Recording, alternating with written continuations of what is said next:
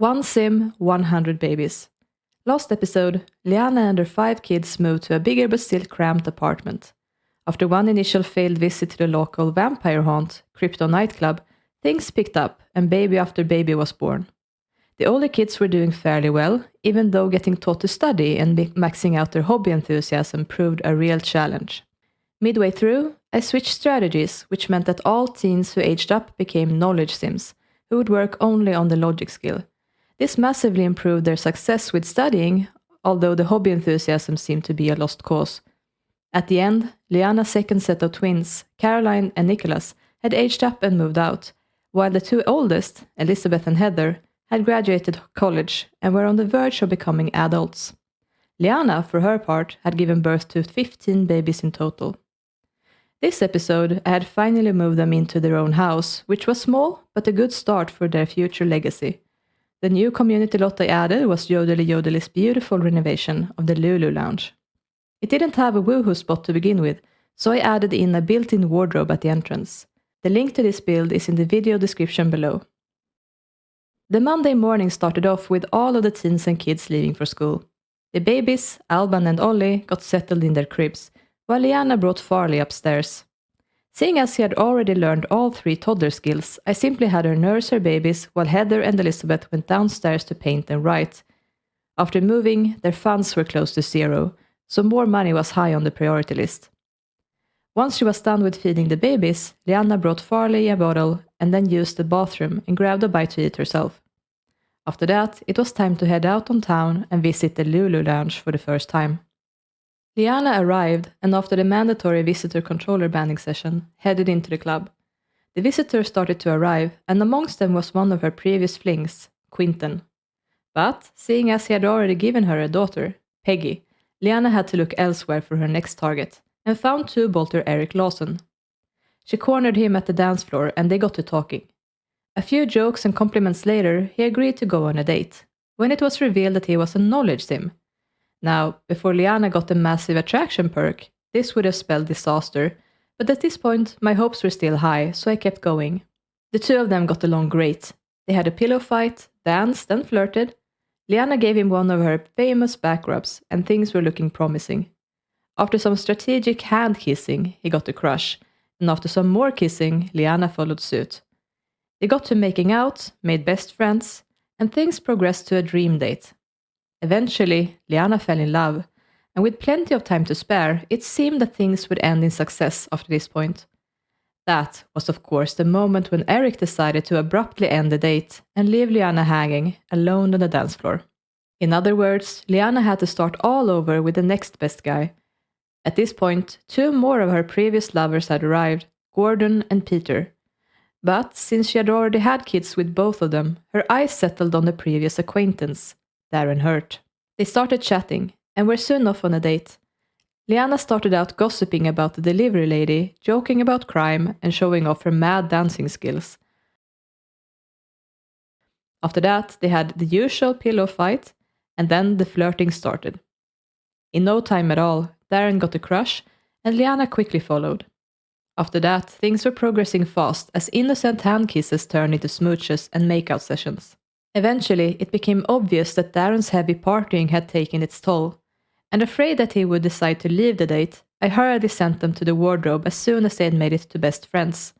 It was a risk, but it seemed worth it. However, what I hadn't counted on was that as soon as Liana had entered the wardrobe, time automatically switched over to speed 3, and since Darren failed to route to the wardrobe, he ended up leaving the date despite my best efforts. As you might guess, Liana's needs were not great at this point, but you know what they say, nothing ventured, nothing gained. So, her eyes refocused on this absolute catch, Christian Landry. Their short and long-term relationship was in the negative to start off, so they had to get back to 0 before things could improve. The short-term relationship was quickly dealt with, but the long time was another story. Not even when they had become friends was it in the positive. Despite that, he agreed to a date, and things started to look better, especially seeing as it turned out to be a romance sim. Liana started to charm him, hug him, and give him back rubs, but it was slow going. Soon enough, the dreaded green stink appeared, and even though he developed a crush, I suspected that things were about to go downhill. And sure enough, after a first chaste peck, he decided to drop out. The only option remaining after that fiasco was one bolt Mitch Scott, who was attempting to hide out back in the shadows. No such luck though, Liana still found him and struck up conversation. It had a promising start, but midway through an enthusiastic reenactment of playing his latest video game, Darren Hurt returned after a much-needed shower, and Liana's attentions immediately switched over to him. After some initial flirting and kissing, Darren fell in love, and there was no time to waste. Liana slipped into the wardrobe, and Darren soon followed. Unfortunately, the first time didn't cut it, so they made a second attempt. But third time's the charm, and Liana was finally pregnant again. Victorious, she waltzed back home, leaving a trail of stink flying like a banner behind her. She returned home, heading straight to the shower, while Heather took care of Alban and Ollie's dirty diapers. Elizabeth finished her novel, and with only 28 simoleons left, I was eagerly anticipating her royalty check. Unfortunately for me, I had forgotten to buy the family a landline. I scrambled to sell off some decoration to afford one, but at that point it was too late, and the family would have to make do without that money. After Liana had eaten, she went upstairs to clean up a dirty bottle and then got to bed. Elizabeth cooked up some lunch in preparation for the teens to come back from school, while Heather went back to her painting. The teens returned, walking out to the school bus in a neat line, all of them desperately bored. In lack of better entertainment, I had them play red hands with each other. Elizabeth started on another novel, earned a creativity point, and was then shooed away from the computer as I realized that I had forgotten to give Maisie and Stephen part-time jobs. Stephen took on the job as a record store clerk, while Maisie settled for a position in the Slacker career as a golf caddy. Most of the teens left for work, save for Martina, who was working diligently at her easel, and Maisie, who was stuck doing her homework. Heather had sold off one of her paintings, so I could afford a chess table, and bought it at the same time as the kids returned from school. Maisie sat down to read up on a mechanical, a skill that she needed for a new job, while Liana moved on to help Martina with her homework. With their fun bars nearly at rock bottom, the kids had an emergency art viewing session before Alma and Curtis headed outside to play chess. Having finished with Martina, Liana moved over to help Peggy with her homework, while I bought the family an armchair so that Maisie could sit there to read instead, leaving the kitchen chair open for Elizabeth to keep writing her novel. After she was done with Peggy, Liana helped Alma with her homework as well, and then the clock was nearing 6, and Liana went upstairs to change the baby's diapers. I soon got a long row of notifications, but no one was aging up on this particular day. Andre returned from work without getting a promotion, probably due to missing work just recently, and with only a few days before he would age up, it was starting to look like a close shave. Stephen, on the other hand, returned from his first day at work with a promotion to piano tuner at level 2. Seeing as Liana was pregnant again, I had asked Elizabeth to serve up some cheesecake, and it was now done and ready to enjoy. Most of it I had her put away as leftovers, but one plate was left out for her mother to wolf down. Heather finished another painting, which she sold for a nice 469 simoleons, which gave the family enough money to afford 2 additional chess tables and some ceiling lights. Philip, Andre, Stephen and Maisie headed at once to play, whereas Martina sold her own painting for a modest but welcome 229 simoleons. At this point, both Liana and the children were exhausted, so they all went to bed. That didn't last long before Liana was woken up and got her first baby bump. She then spent some time nursing little Alban and Nolly. While she was busy doing that, I had come to realize that the baby's screams would risk waking the whole room up, and so shifted things around a bit in order to enclose the cribs with a floor-level fence, which would take care of that problem. Once that was done, Liana went back to bed while the kids kept working on their skilling. At the point when Liana woke up fully rested, most of them had gone to sleep. She took care of the babies, had another plate of cheesecake, just in case, had her second baby bump, and then took a much-needed shower. She then viewed some art to prep herself up for another homework session, starting with Andre. Stephen, meanwhile, sat down to study mechanical, needing both that skill and one more point in creativity for his next promotion. Once she was done with Andre, Liana went upstairs to nurse the babies, and then back downstairs to serve up pancakes for the family. Stephen, having earned his mechanical skill point, had moved over to Martina's easel, while Andre was back at the chess table. At 6, everyone woke up, and Heather brought Farley at once to the changing table. Liana headed upstairs to care for the babies again, and midway through, she gave birth to another set of twins, who I named Troy and Oneida. 2 more cribs were bought and squeezed into the slim fenced-in area, before the babies were cuddled and dumped into them. The clock struck 8, and all kids headed out to school, while Liana finished up with the babies and then headed to bed. With the siblings out of their hair, Heather and Elizabeth went back to their creative work, and things remained deceptively calm for a few hours. At 10, Liana woke up to change Alban's diaper, and around the same time I got a notification about a new bill for the staggering amount of 1,484 simoleons. Ignoring that for now, Liana took care of Oneida's and Troy's diapers as well, while downstairs Heather sold another masterpiece worth 477 simoleons. While Liana got Farley a bottle, I immediately used some of that money to purchase a second counter for the kitchen, where I placed 1 birthday cake each for Heather and Elizabeth, who would age into adults at last. This done, the twins and their mother celebrated with some cake before the girls changed back into their proper clothes. After that, time had come for Liana to make use of her good mood and head out to a community lot. With several to choose from, I had decided to start rolling a die to decide which one to visit, and it landed on the hub this time. Liana arrived, took a seat with a clear view of the entrance, and quickly moved to the dance floor as 2 of her previous conquests walked through the doors, Phoenix and Han. After no other options turned up, she zeroed in on Han. She had had kids with both, but it was more recent with Phoenix. As they stood chatting, enemy number 1, Tina Gothier, appeared, ready to sweep in like a vulture and feast on Liana's leftovers. Paying her no mind, Liana left Han for a moment to introduce herself to the local slob, Corbin Wilson, who turned out to be another 2-bolt option. After a quick makeover, the 2 of them struck up conversation. It was initially an uphill battle, since they started below 0, but their good chemistry seemed to make up nicely for it. He soon agreed to a date, and happily turned out to be a pleasure sim. They built up their short-time relationship fast, even though the long time was still in the negative. A few flirts in, it landed on 0, and things started to get rough as Liana's energy was running low. Despite that, Corbin easily got a crush, but sadly it wasn't enough. It didn't take long before he decided to abruptly end the date, leaving Liana to switch gears and head upstairs to seek out Han again. She found him soaking in the hot tub, and immediately started laying it on thick. It turned out to be a bit too thick though, as Han initially shied away from her advances. But after some careful compliments and friendly hugs, it was back on. He agreed to a date, so they were pillow fighting and tickling in no time. Liana was still exhausted, but she quickly got her crush back, and after a sweet hand kiss, so did Han. After a couple of makeout sessions by the fountain, Liana's exhaustion and Han's bad hygiene had me very worried, so I sent them into the hot tub. It turned out to be a lost cause because Liana's low motives had her constantly get back out of it, so I ended the date, which bumped them up a little, allowing me to properly send them back into the water. While they were making out, Liana fell back in love with Han, and as they jumped into the woohoo, they also made best friends.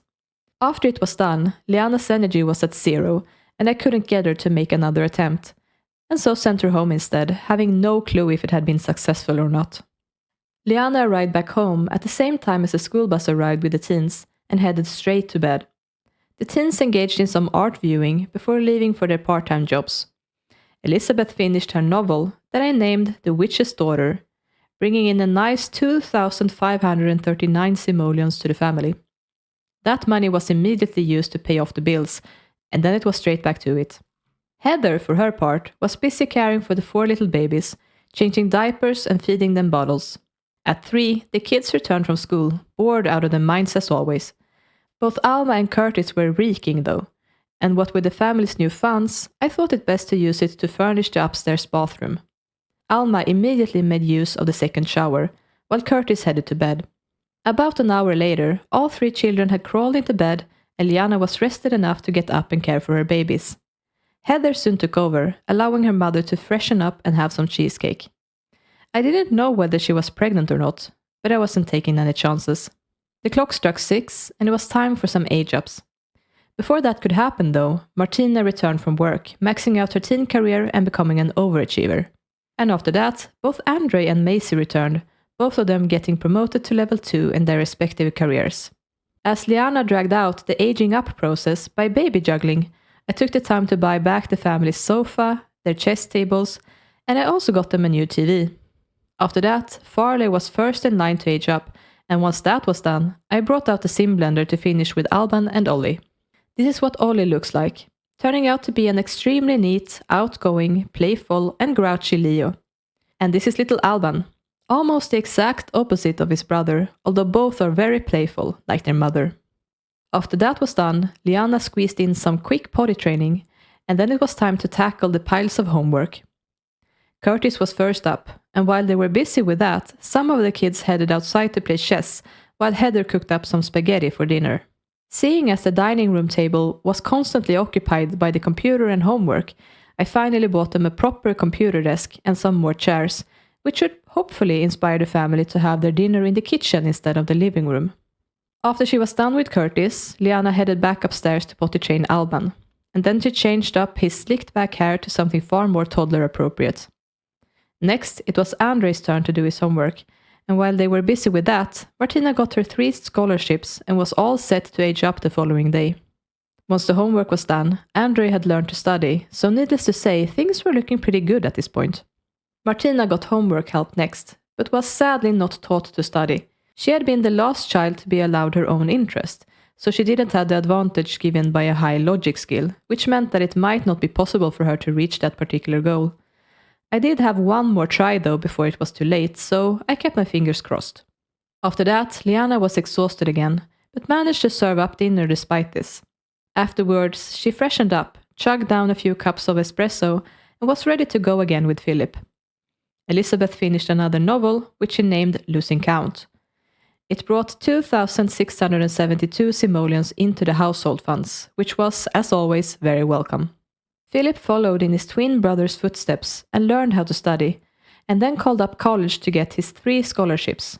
Liana went upstairs to potty train Ollie, and then went back downstairs to help Peggy with her homework. After that, Liana chugged down more espresso, and then helped Steven with his homework. Once that was done, it was back upstairs to change Alban's diaper. After that, Liana finally had to cave in and went to bed. The kids left for school at 8, and Liana briefly got out of bed to potty train Ollie. In the middle of that, Andre got sick with a cold, and this is what would kickstart what I now like to refer to as the decay. You'll see what I mean. Liana got a short moment to herself at that point, sitting in the living room drinking espresso, contemplating life. And then it was straight back to bed. At 12, she was well rested and went downstairs for a bite to eat. Once she had freshened up, I rolled a die and sent her back out to the Lulu lounge. Liana arrived, had a quick, disastrous spin in the dance sphere, and was immediately consoled by Phil. Han got a front row seat as the two of them started to flirt, and had his newly mended heart broken. Again. Liana had attempted to seduce Phil incessantly, but before this he had always been very standoffish. Tonight, however, he appeared to have made up his mind, and welcomed all of Liana's advances. Just as they were about to make out for the first time, though, Darren Hurt ran into them and learned quickly and brutally that his last name was nothing less than a cruel prophecy. Needless to say, he was not happy, and after a short cry and an awkward apology, Liana called it good enough and headed straight back to Phil to ask him out on a date. Seeing as the relationship was already maxed out, I had them move on to a romantic slow dance at once, hoping that it would push Phil's feeling over the edge. To my relief, it did, and after some heated kissing, they were off to the closet for their long-anticipated woohoo. First time didn't cut it, so they tried the second time, and the third, and the fourth. After the 5th attempt, Liana was successfully pregnant again, and after thanking Phil profusely, she ended the date and called it a night. She arrived back home once again at the same time as the school bus arrived with the teens. First thing she did was bring Alban to the potty, and then she headed downstairs to, hopefully, teach Martina how to study. That's when Andre's cold saw its opportunity, decided to strike, and infected its now pregnant mother, who would have 4 rowdy toddlers on her hands come the evening. But for now, her mood was still good, and so she settled at the dinner table with Martina, who, sadly, did not end up learning how to study. So she headed off to work while Liana went back upstairs to potty train Ollie. Meanwhile, the kids returned from school. After she was done with Ollie, Liana started teaching Alban to walk, her knees dropping at breakneck speed. Attempting to prepare dinner, Elizabeth learned that the fridge was empty, and at that same moment, Heather fell ill with a cold as well. Elizabeth ordered more food to try to rectify the situation, but then I got a notification saying that Andre missed another day of work. At first confused, I realized that the kid had been so exhausted after school that he'd gone straight up to bed and slept through the carpool's honking. Again. In other words, the game was up, and he would have no chance whatsoever to become an overachiever. After giving him a proper scolding, Liana got freshened up while Elizabeth accepted the food delivery and then served up dinner. Liana, however, bypassed the healthy-looking soup and had another plate of cheesecake, hoping against better judgment for twins. The clock struck 6, and Martina returned from work and aged up into a young adult. Simultaneously, Maisie returned with a promotion, making her an overachiever.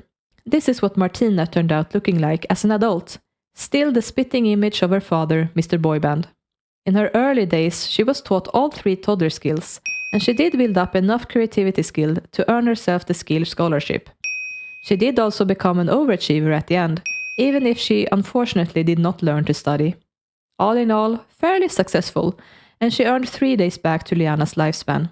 Meanwhile, Andre had helped his little sister Oneida with her birthday, and Troy was soon to follow with help of the sim blender. In the middle of all that, Martina moved out, causing everyone who had been upstairs for the birthdays to run back downstairs again to wave goodbye.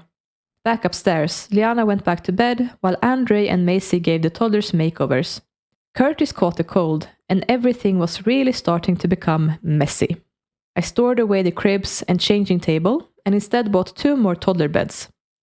Oneida immediately went to bed, but Troy was on the brink of starvation and had to be brought downstairs for a bottle. I frantically jumped from sim to sim, checking their needs and sending them to either to eat, to bed, or one of the 2 cramped bathrooms. In the middle of that, I realized that there was one more birthday to be had. Peggy was aging into a teen. This is what she ended up looking like after her makeover, and I've got to say, she is a strong contender for the most good-looking out of all of Liana's children. Following that, Philip got the cold, Troy was finally brought to bed, Liana got her first baby bump, and then hurriedly potty trained first Alban, then Ollie. Next, she kept going with teaching Alban to walk. In the middle of doing that, I remembered that she was supposed to get 3 days back from Martina, and made that happen.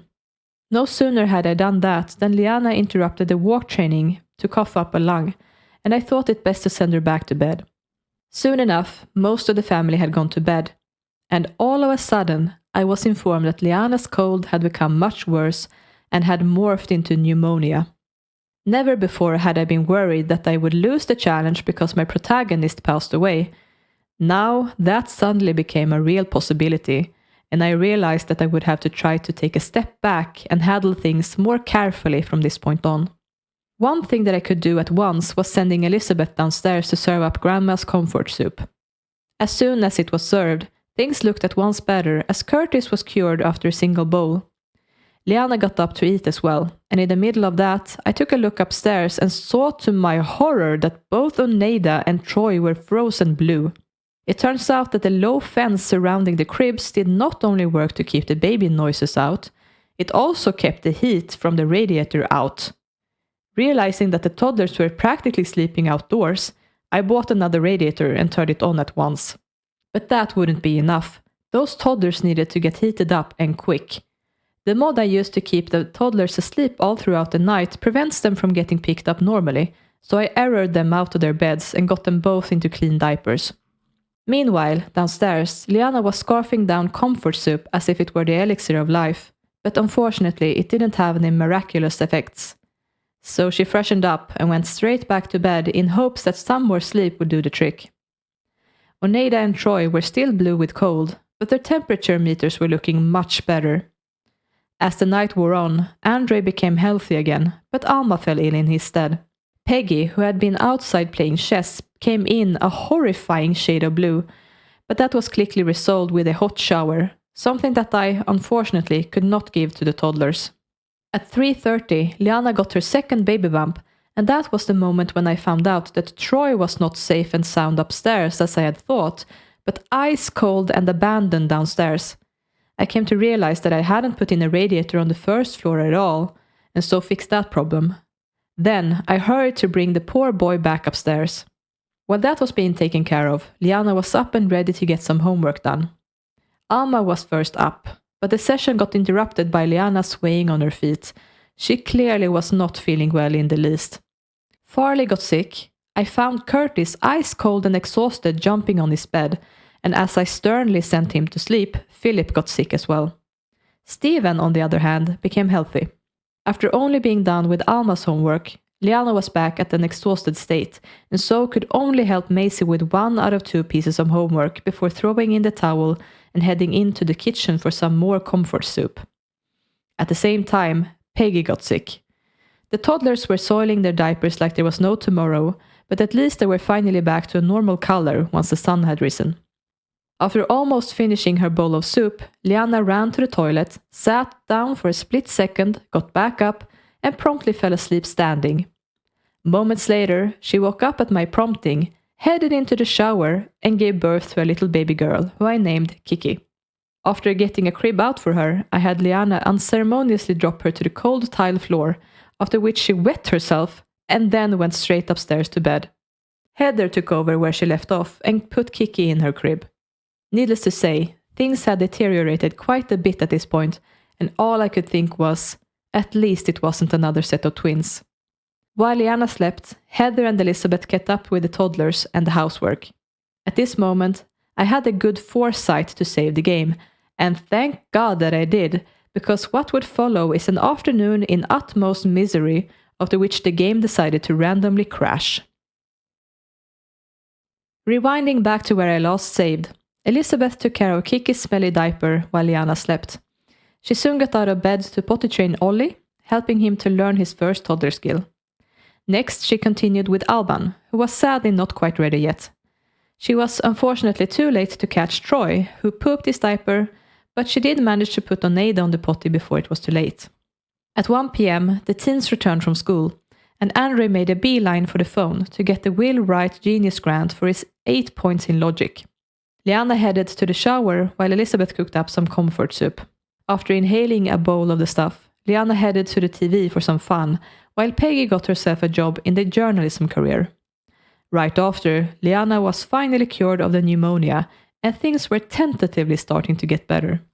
The children returned from school at 3, and Farley was so exhausted that he promptly fell asleep standing up, a skill he'd inherited from his mother, no doubt. While the kids were milling around in an effort to sleep, eat, and have fun, Liana brought a bottle upstairs for Alban. After he'd finished, Liana brought him to the potty, but sadly he was only just shy of making it. So she moved on to teach him to walk instead. At 5:30 he'd learned, so Liana moved at once over to teaching him to talk as well. She was soon shooed away by Elizabeth, who wanted to change Kiki's diaper, and so went to bed instead. At 6 p.m, the teens returned from work, and both Andre and Philip aged into young adults. This is what Philip turned out looking like. He had been a very gifted child who had excelled at whatever life threw at him, and so had 4 out of 5 goals in the bag. He learned his toddler skills, was taught how to study, was an overachiever, and got a skill-related scholarship. Andre, on the other hand, had been a lot more willful than his twin, and had skipped work enough times not to make it to overachiever. He did, however, reach 3 goals: toddler skills, taught how to study, and a skill scholarship. And with that, the 2 of them moved out and freed up some much-needed space in the small house. They did, however, take all of the family's money with them. After they had left, Liana got out of bed to potty train first Troy, then Oneida. Elizabeth headed downstairs to keep working on her novel and do what she could to earn back some money. Alban was brought to the potty next and was, sadly, still not taught. Heather had finished her painting, which she sold for 610 welcome simoleons. Liana brought Oneida a bottle and then fed little Kiki too. She then fed herself some more soup while I sent most of the teens and children outside to play chess. Once she was done with her dinner, Liana helped Curtis with his homework. After that, she had some espresso and then moved on to Maisie. At that moment, despite all of the comfort soup, Liana got sick with a cold again. Midway through the first piece of homework, Maisie learned to study, and what a nice change it was to not have it happen at the very last moment. This was proof that the new strategy with the knowledge aspiration and the logic skill truly was working. With that done, Maisie finished the homework by herself, while Liana moved on to Peggy instead. At that point, I remember that Liana was supposed to get 7 days back to her lifespan from Andre and Philip, and so got out the sim blender and fixed that, bringing her down from 28 to 35 days. That's when it finally happened. She had become younger than her oldest children. Once Peggy was done with her homework, Liana was exhausted and practically ran to the kitchen for some more espresso. After chugging it down, she brought Alban upstairs and finally finished potty training him. Next, she brought Troy to the potty, used the bathroom herself, and then finally went to sleep. She got the pneumonia back as she slept, but that didn't stop her from waking up at 6 and bringing Oneida to the potty. Hopelessly stinky, she went downstairs to help Steven with his pile of homework, and after he was halfway done with the first piece of it, he was taught to study and could finish up on his own, allowing his mother to escape to the shower and then curl up in bed. The kids left for school at 8, while Heather and Elizabeth ran up and down the stairs, looking after the toddlers and the baby. At 10:15, Liana got out of bed to finish teaching Alban to talk. They had to break off in the middle of it though, because Liana was desperately bored, and Alban moments from falling asleep. After a coughing fit, Liana picked up the crying baby for a cuddle, and then headed downstairs to watch TV.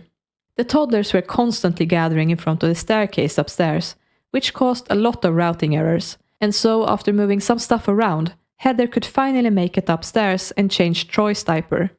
The teens returned from school, all of them bored, so they were sent to the TV as the adults ate. Liana had to leave the warm soup behind to bring Oneida to the potty, and then had it cold once that was done.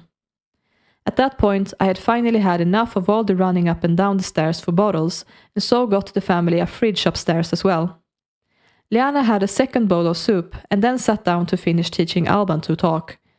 Once that was done, she brought Troy to the potty, used the toilet, and went to sleep.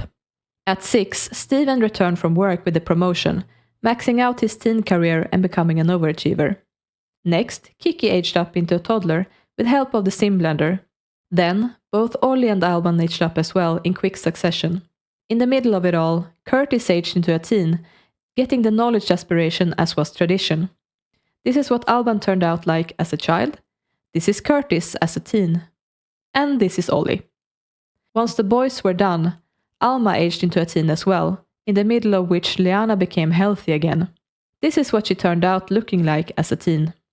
With all of that over with, the children and teens moved downstairs to play chess, leaving some space upstairs for Liana to tend to the toddlers. The family had run out of food, and Elizabeth was about to order some more when I realized that buying a better fridge that could hold more food was a much smarter strategy, and so did just that. Meanwhile, Liana was potty training Kiki, then Oneida, and finally Troy. Next, she got some bottles out for the toddlers, and headed downstairs to help Alma with her homework. What with all of the things that had been going on, she had sadly ended up taking the worst hit, and had dropped down to a D grade, which meant that unless I did something fast, she would be in a world of trouble. While the mother and daughter were working on that, the children and teens were outside, playing chess. After she was done with Alma, Liana took a shower, had dinner, and sat down to watch TV. Once she was feeling better, she helped first Peggy and then Farley with their homework. After that, it was back to potty training first Oneida, who was finally taught, then Troy, and finally Kiki, both of which still had ways to go. After that, Liana went to sleep, as did most of her children. Elizabeth served up breakfast for the family, and then Maisie got out a bottle for Kiki, allowing her older sister to go back to writing her novel. At 9, Liana woke up and brought Troy to the potty. Then, after a quick bathroom break, she started teaching Oneida to walk. Meanwhile, the kids were, of course, playing chess. At 1:30, Oneida learned to walk, and Liana headed downstairs to watch TV. Maisie called to apply for scholarships and got all 3 in one go.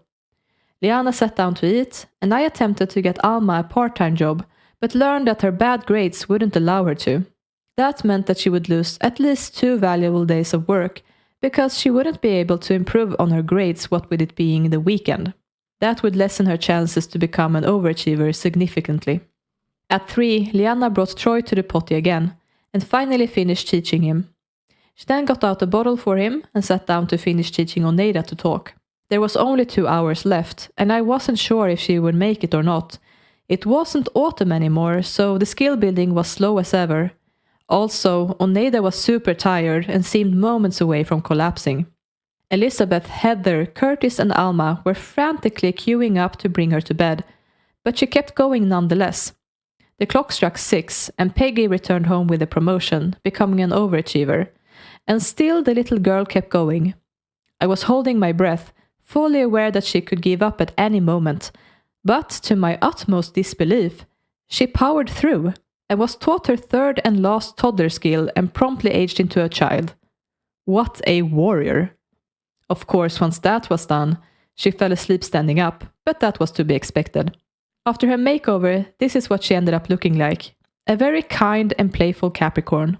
Next, it was Troy's turn to age up, but sadly, what with all of the chaos going on around him, I forgot to take a closer look at him. After that, Liana went to bed, Elizabeth served dinner, Curtis occupied one of the easels in an effort to earn a creativity point for his teen job, which was quickly done. Steven took care of Kiki's dirty diaper, Heather sold another masterpiece, and Curtis joined Alma and Peggy at the chess tables. At 10 p.m., Liana woke up and used the bathroom. Then she brought Kiki to the potty, and after that, started teaching her to walk. She eventually had to take a break to feed the starving and exhausted toddler, and then serve up some dinner for herself as well. This, of course, she did on top of the mini fridge upstairs, so I put a pot of flowers on it to prevent that from happening again. After messing around with sending kids to eat and sleep, I had Elizabeth go back to writing her novel, and once Liana had had 2 plates of spaghetti, she sat down at the TV for some fun. Elizabeth finished her novel, which I named Hold On Tight, and its royalties earned the family 3,037 simoleons. Once her fun was passable again, Liana helped Farley with his homework, brought Kiki back to the potty, and finished teaching her to walk. Wasting no time, Liana then went straight to teaching her to walk as well. In the middle of that, Steven applied for scholarships, earning all 3 of them without issue. Upstairs, Liana had caved in to exhaustion and gone to bed, and she slept until 10:30 when she needed to use the bathroom. Once she was all freshened up, she brought Kiki to the potty again, placing her on it in a nick of time. Following that, she went back to bed, leaving her kids to fight for the toilet, care for the toddler, eat leftovers from breakfast, and play chess. Elizabeth started up yet another novel, and at 2 p.m. Liana got out of bed to whip up some lunch for the family. That was when it all came to an abrupt end when the game decided to crash again. After the initial frustration had settled, and I had been allowed to step away from the game for a while, I realized something monumental. I wasn't having fun anymore. Somewhere down the line of figuring this challenge out, trying to optimize it and reach the goals I'd set up for myself, it stopped being about the individual sims. Back when I first started out the challenge, I connected really well with Liana, Heather, Elizabeth, and the other firstborn children. It was about their journey and their lives, and how they would fare in this weird scenario they had become part of. But after a while, as more and more children started to get born, my ability to connect with those kids became more and more stunted. I think that it was amplified by the fact that the homework-related individual goal encouraged me to give them all the knowledge aspiration and the same interest in games and logic, which, truth be told, didn't really behave like an interest at all, but more like a chore that was forced upon them. What had started out like a quirky, dysfunctional family evolved into a cold, soulless machine. I think that it was in part because of how difficult it was to reach some of the individual goals, namely the homework and scholarship-related ones. But also, I think most importantly, because I had completely misjudged what the challenging part of the 100 baby challenge actually is. I had made a mistake to think that the challenge was to have Liana stay young for long enough to get pregnant and have children, until there were 100 of them. That was not the case. That's just surface level. What I found out after actually trying the challenge out for myself for the first time is that the real challenge is to push yourself to do the same thing 100 times without giving up. If we strip away everything around the challenge and just look at what it actually is that we do, it turns out that it's just the same routine of getting pregnant, giving birth, raising the kid, and moving the kid out over and over again. This realization was what, in the end, made the flickering flame completely snuff out for me. After this last random crash, after I was suddenly torn out of the rut that I was in, I realized that this was not at all what I thought it would be, and that I would not be capable of completing it.